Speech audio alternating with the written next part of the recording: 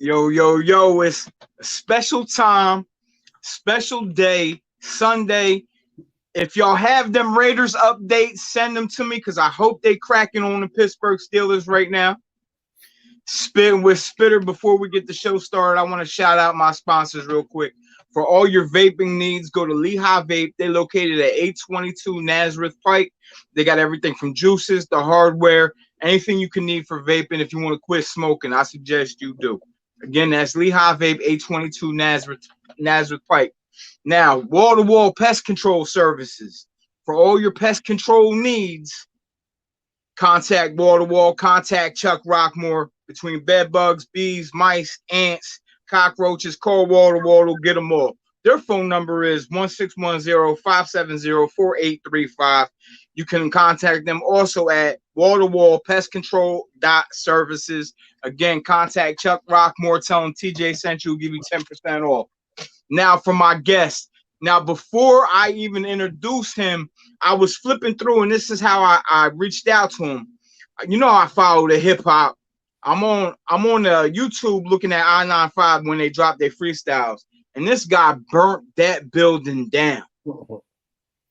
And y'all know that are watching how heavily I critique bar work, and he burnt that damn thing down.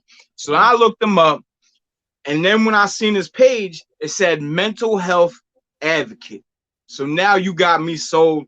Let me introduce my guest for today, Leon Johnson, my guy, Ell Ex. What's happening? I appreciate you, brother. Appreciate you. I appreciate you. Man, I'm happy to be here. My brother's chiming in. Big Al, what's up, brother? The Eagles losing and the Raiders winning. That's the only thing I need to know about. Oh, this is like live. Okay, I see. Live. Yes. I like it. So you are also from Jersey. I am. Plainfield, New Jersey. Plainfield, shout outs to the field. 908.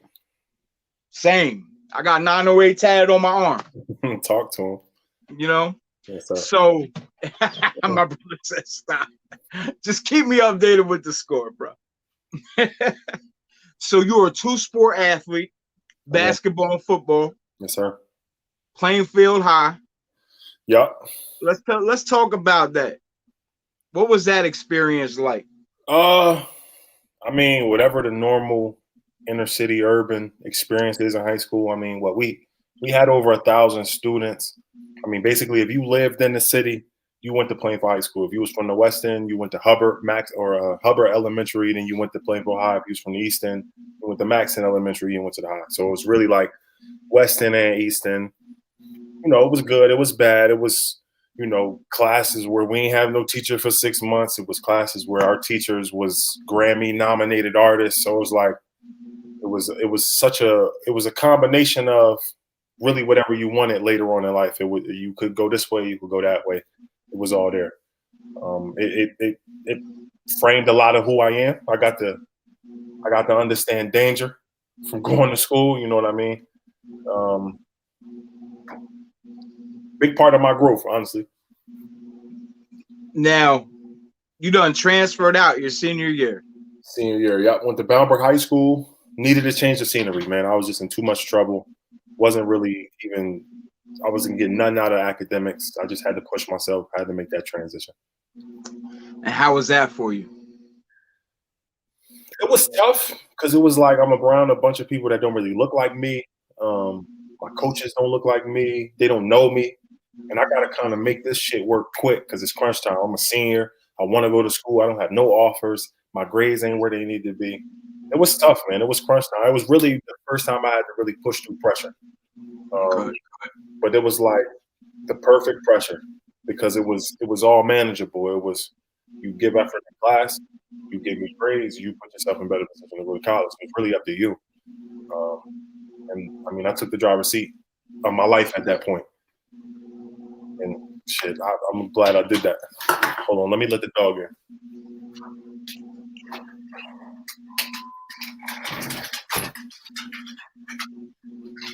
That's remarkably funny to me that you had to let the dog in. Why? Because every time I come in here to do a show, my dog knock on the door to come in. I let the dog out to let her pee, And I seen her come up to the door, but she didn't want to come in. And then she turned back around. And when she hit the door, I knew she want to come in. So you said you really ain't have too many looks in high school. Nah, man. And honestly, we could get into that too. This guy by the name of Dennis McCarthy, he has something called a McCarthy report. Rest his soul. He basically what he did, he would take Jersey athletes, he would get their film and he would just pass it out to all different places. He would do reports on them, like scout reports on them, and he would send them to scouts in college. I had met him my freshman year just walking through the crowd at a Plainville High School game. I wasn't playing. And he was like, "You're a big dude, da-da-da, do you play?" Yes. He took my number down. And 4 years later, my senior year, he hits me up like, it's almost time to make the decision. Like he had been following me the whole time. So he really, that man changed my life. He got my film in front of colleges, and that's really what blew me up. And once he got my film out, I had like Ohio State and Florida and all these big schools coming to watch my basketball games. So, man, he really put it in for me. He really did. They was coming to watch your basketball games, and then you decided to play football. Well, they wanted me for football, but they were so interested. They wanted to see how I moved. They wanted to see how I got up and down the court. They saw I played basketball, and I was pretty decent, so they wanted to see how I was athletically. But it was big because, it's a small school. My school had Bamberg had 300 students. So when they see a top-tier college walk in and stand in the practice, it meant something. So, I knew I was on the right path, and I kept pushing, and Temple ended up being a spot for me. They stuck it out for me in my recruiting process, and the rest is history. So you go to Temple. You played all 4 years at Temple. I redshirted, and then I ended up playing 4 or 5 years. And what was that experience like? That was another gut check for me because early in my career, I had no work ethic, really didn't love football, didn't have no type of drive. Right. And it was a negative impact to my team. And I got to see that in so many different facets, my academics, my social life, and through football. And, I was just like, this shit's not working. And I know where I want to go, but I'm afraid to take the step because no confidence. So I just said, fuck it. I'm just going to give 100%. Whatever I get, I get. And everything just worked out. And the battle has been remaining disciplined enough to understand that if you give something full effort, you're going to get maximal results. So when you don't feel like doing it, that's when you got to do it. Because it's somebody that's not going to do it that day and you're going to pass them. When it's a year go by and you ain't really seeing the results you want to see, somebody's going to quit. So they're going to go ahead of somebody there. So it's just really aimed the gain and believing that you could get wherever you want to go. And I figured that out in so many different ways.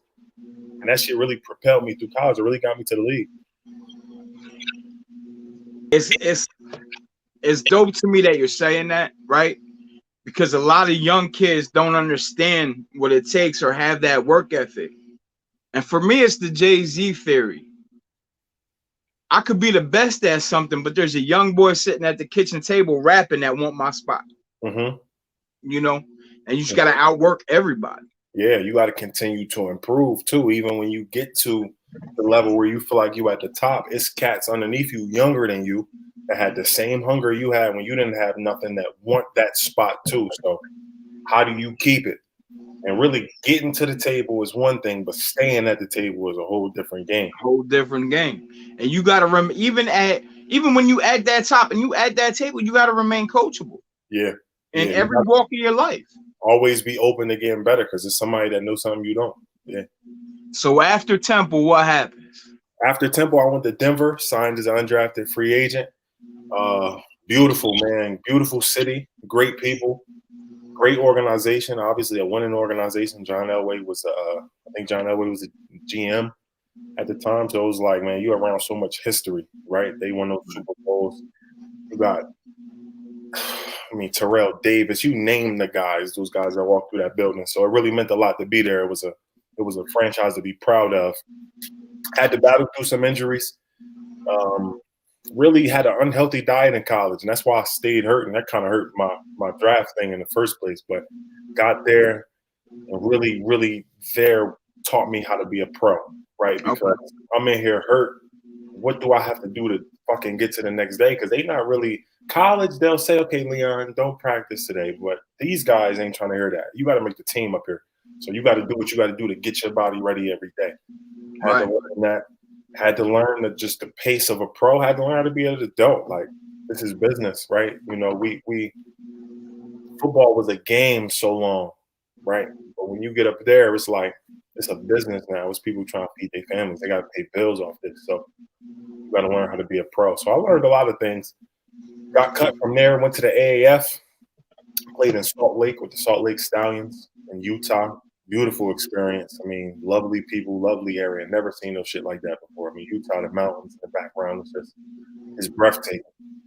That league fell under. Went home for a little while. Got a shot to try out with his TFL team, the Calgary Stampeders, who I'm currently under contract with. And man, the rest is history, man. I showed out at that workout. They liked me. Came up here in 2019. Didn't play any games, but learned a lot. I mean, it's just a great atmosphere, great fans, great city, great culture up here in Canada. Right. I'm still with the squad, and we looking to make it work, man. We looking to make it work. So I love it up here. That's dope, man. That's dope, and many blessings, and I hope you continue and stay healthy. Yes, sir. So now, why I brought you on? That bar work. Let's get right to it. How long you been rapping? You can sing too. Hold on. Wait a second. Yeah, I can do it all, man. I can do it all. You can do it all. Man, I was shocked. I gotta say, man, singing, I've been singing since a child, like a small child. My parents could sing, my grandparents sang in church. Rapping, man, like I said, I've been around that for a long time. The culture, the street culture, and it's I grew up around guys like Mike Lowry, you know, from my street. And they would rap outside. And I'm like, what's going on? Why everybody all crowded up like this and they rapping, they having ciphers and shit. So rapping been a part of my life. Damn near my whole life. I'll say I've been rapping just about my whole life. Putting words together, saying something funny to rhyme, something like that. I get asked that question all the time too when I started. It's and like I can't remember. It's just because it's something that you did when it wasn't rapping. Right. And it became that. You know what I mean? Right. It's hard. It's always hard. So the real spitters can't tell you when they first started. Nah, I couldn't tell you. I couldn't tell you.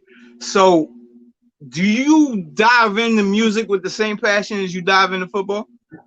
Yeah, I try to anything I give effort to, I give the same effort as if I love it.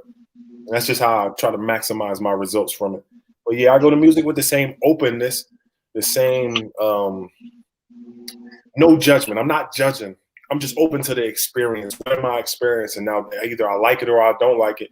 I won't say it's bad, or I mean, if it's taken from the well-being, you know what I mean. But art is art, right? So, but yeah, I'm open. I listen to every genre of music, from gospel to heavy metal, and that's probably why I'm able to just make so many different things sonically, because I have so many experiences to pull from in terms of what I listen to. I do the same. We're gonna get into the playlist talk at the end of the show, right. But it's crazy. So I want to talk about the type of mental preparation, because you went up to bars on I-95, which is in Connecticut. We did it in Philly. They came to Philly. Yeah. Okay. They did a tour where they was all over the country, and we did it in Philly. Yeah, that was nice. What's the preparation now? How long did you rap for? I don't have the exact minute breakdown, but I still don't know. I think it's around like 7 minutes. I was just gonna say 6.5, 7 minutes. You was going. But and for those that don't know, your average verse is like 1:15. If that. Yeah. So we're talking 7 minutes. Yeah. What was the preparation for that? How did that happen? How did the bars on I-95 happen? Because nobody could it's not invited to everybody. So originally, and it's a weird story. Anytime I write, I got like 2, 3, 4 guys, close dudes that I run it by who also make music. Jay Preem, Troy Rain, or G-Rag. And I run it by these dudes. What this sound like? Is this too much? Is this too? Can you understand this? Is this over their heads? And they give me feedback. And none of them answered the phone. So what I had spit, I was like, I fuck with this, so I'm just gonna post it. I posted it on the gram, and that was the freestyle that Bars on I-95 saw that made them want to invite me. So I wouldn't even have put that up if these cats had answered the phone. So they liked that freestyle. They invited me. I think I had like a month and a half, maybe 2 months from the moment they reached out to me to the moment I sat down in the chair.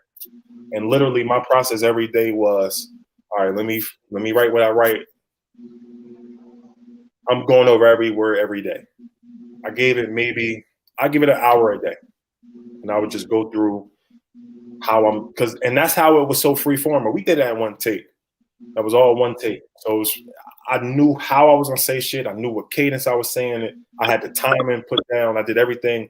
I mean, I prepared for it like I would prepare for football. Like I'm going to the gym every day. I'm working my technique. I'm doing what I got to do. I want to feel like I'm in the game before I get to the game. Yeah.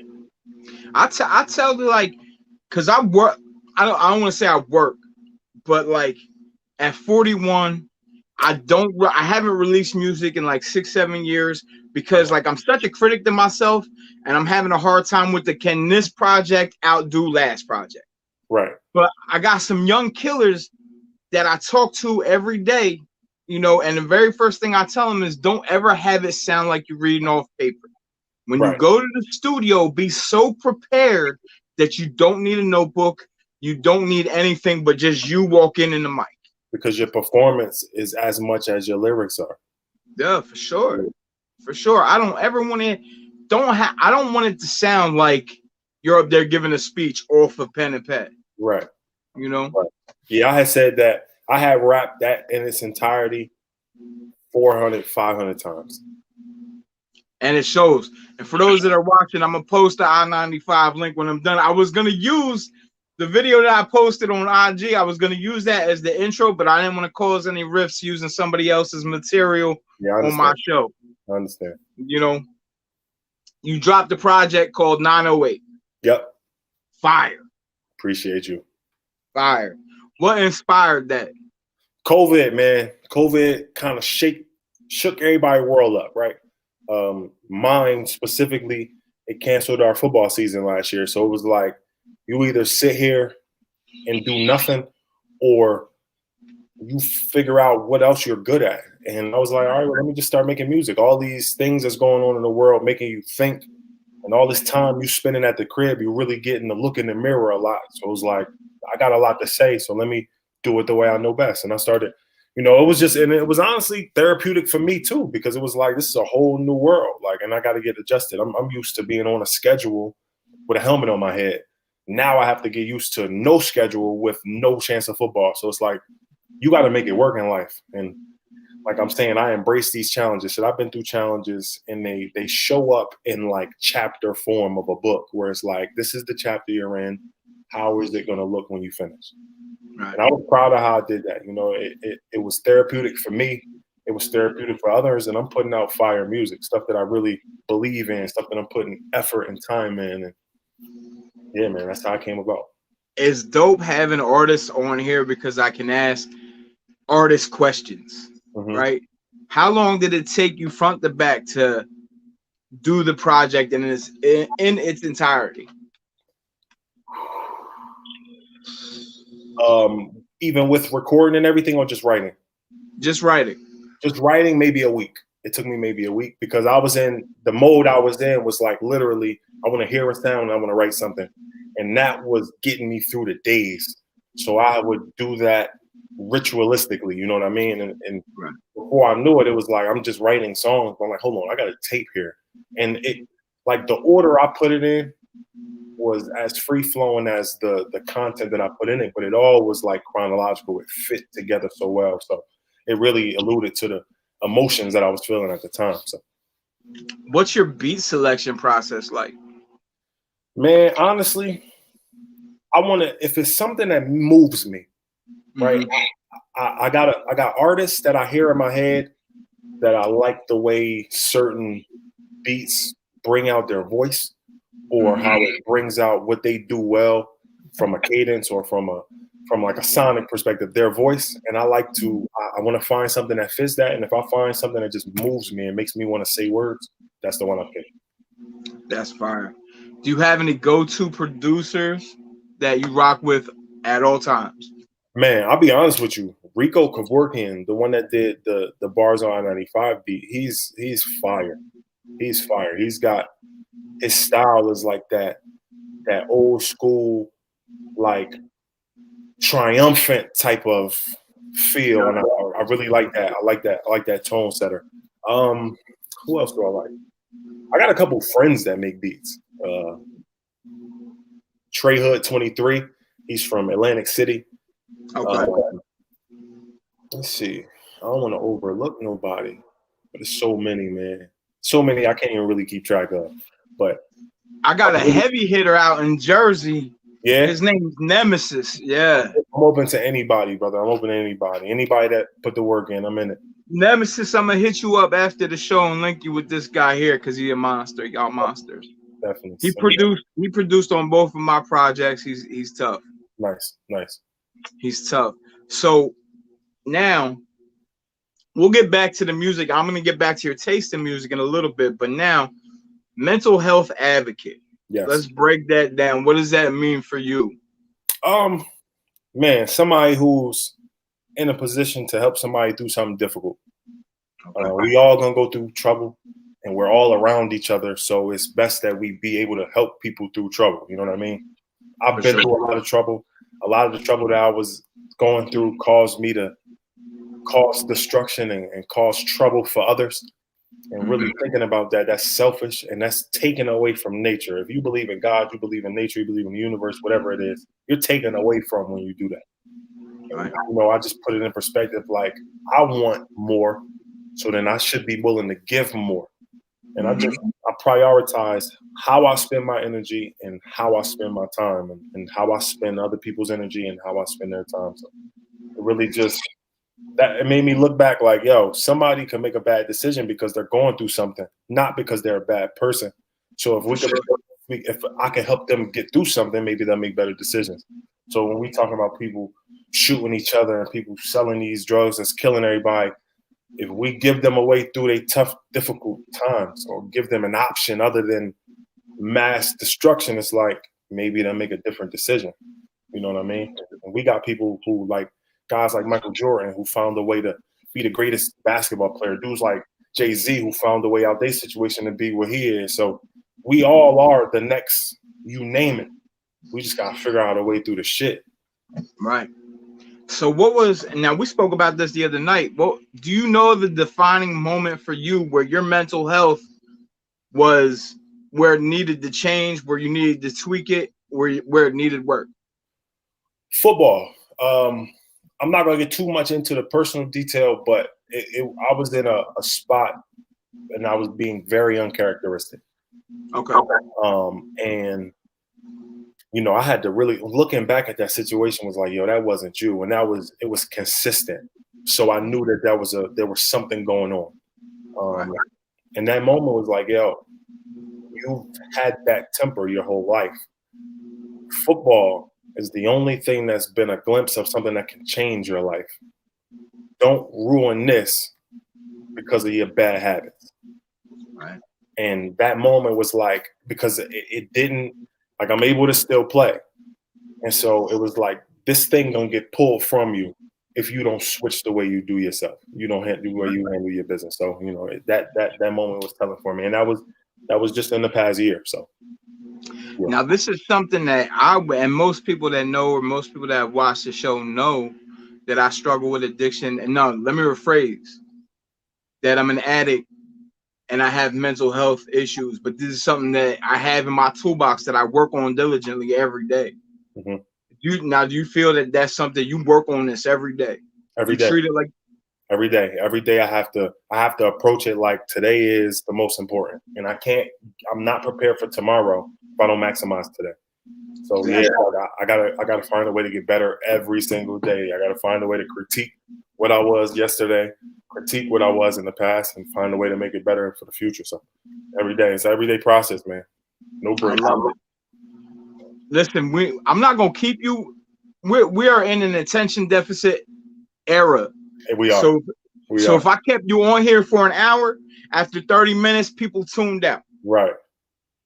Before we go, I got a couple questions. Shoot. What's in your playlist right now? Right now, all right. I'm gonna just look at my most recent downloads. We got Sue Surf Until Further Notice. Fire. Crazy. Me and you had this conversation off air. What's your favorite track off that? Man, I like that VIP lap. I like that energy. I like the Nipsey references in it with the Nipsey, with the beat. Yeah, I love that. He that victory lap beat where he sampled, killed it. And Leaf Ward did his thing too, for real. Yes, he did. Johnny Cinco, definitely. Johnny Cinco is probably one of my favorite artists. He out of Atlanta. Drake, I got a couple songs from the Certified Lover Boy. In the Bible, I like how he did that. And then the Way Too Sexy joint with Future. We got some Polo G, little Omarion, some Dark Low, Busta Rhymes. That Extension Level event too was crazy. Crazy album. I got some Me in there and some Lil Durk. I got some Lil Durk in there. Okay. Have you listened to Nas's King Disease too? I haven't. See, and this is my thing with music. Like stuff like that, I need to get a certain time for, like a headspace for, because I want to be able to hear everything. Because everything they do, like artists like him, everything's intentional. Nothing's by mistake. Nothing's wasted. There's no wasted nothing. Everything's there for a reason. So I want to be in the right headspace to get that. But I'm gonna definitely jump on that soon. What do you think of? Did you listen to Drake's whole project? I didn't. I couldn't get through it all. Say no more. Neither could I. Because it was like, what I didn't hear all of Donda, but what that was like deeper than surface. Mm-hmm. I felt like Certified Lover Boy was like, how can I get the attention of the crowd back? And maybe that wasn't his intent. Maybe that's just how I'm feeling at the moment. But those songs felt really mainstream, really clicky and catchy. It's Drake. It's Drake. It's normal Drake. He's great though. Don't get me wrong. Lyrically, he's a monster. Sonically, he's amazing. But it's mainstream. It is what it is. For sure. Now, I need your top 5 artists of all time. In no order. No order. We're not gonna do that. I'm not gonna have you fry up here because of some order. I gotta say DMX, Busta, Big. The way he did it was crazy. Big. Man, there's so many.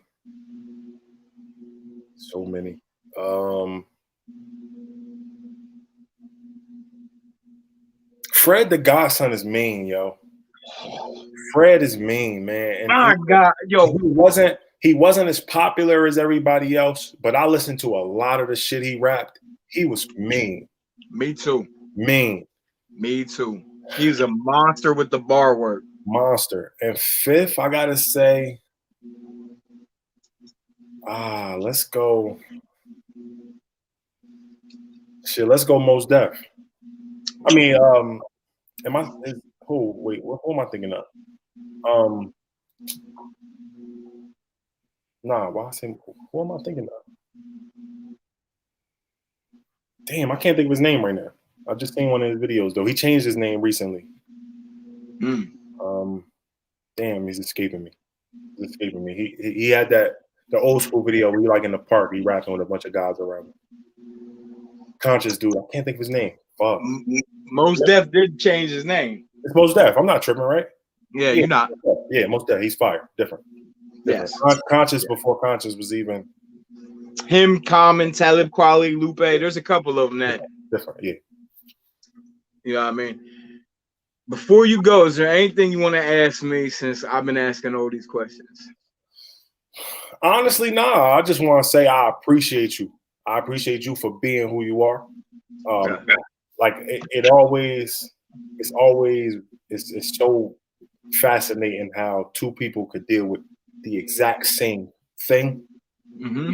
Mentally, it just manifests in different ways, but we go through the exact same thing and somehow figure out a way to end up either at the same table together or on the same fucking screen together. That's so fascinating to me. And it lets me know, like, this shit's not for nothing, right? You don't figure out what you do wrong. You don't fix it. You don't change for nothing. Like, it's not like just because it's not what people post or what people jump out of the seat about, it doesn't mean it's not for nothing. So I appreciate you for allowing me into your journey. I really do. And Appreciate you. Before we go, what's next for Ell Ex? Right now, man, I'm trying to give 100% to my football team right now. I'm gonna do everything I can do to contribute. The wheels are still turning in my head. Obviously, with music, that'll be there when I cross that bridge. Though, off season, I'm back in the gym. I'm back on the mic. But right now, my full focus is on making sure I can contribute to this team the best way I can. Fire, my brother, fire. I appreciate you again, man. Like I said, this was a special time, special day on Sunday because we had to lock it in before, he up in Canada, I'm down here in Jersey. 2 hours difference, yeah. Yeah. My guy, I appreciate you, man. This has been another episode of Spittin with Spitter. We signing off. Stay blessed, y'all. Yes, sir.